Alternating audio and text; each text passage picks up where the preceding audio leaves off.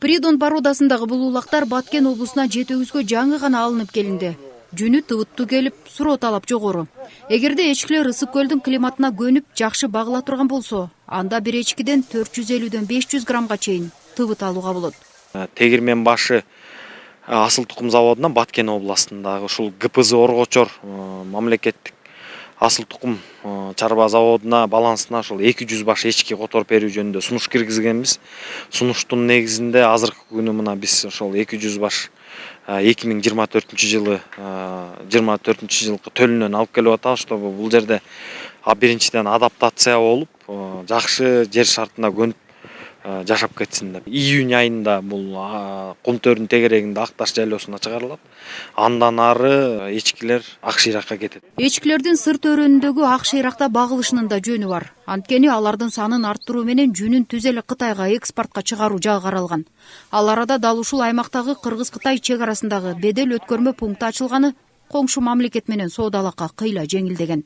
Баткенде шарт ошол, жайыттары жайылып түшөт экен, жем беришет экен. Ушу марттын аягы менен тыбыттарды тутушат экен. Күзүндө куутка коет экен, теке кое беришет экен.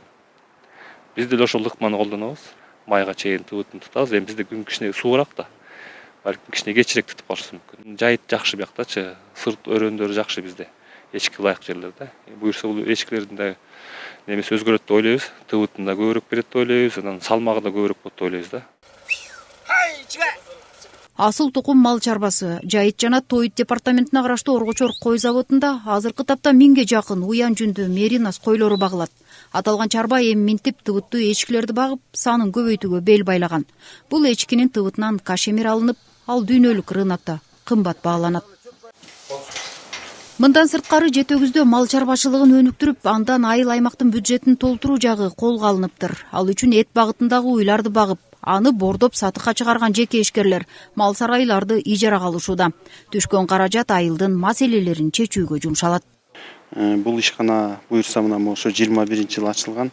Андан бери ошонун пайдасынан, ошо ишкананын пайдасынан Богатыревка айылына бир газон салып бердик. Калган жылдары мына ошо 1 миллиондон бюджетке киреш алып келип атат.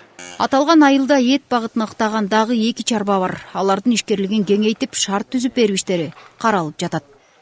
Гүлбарчын Молдоева, Нурдин Урманбетов, Нурлан Чойбеков, Ысык көл жаңылыктары, Жетөгүз району.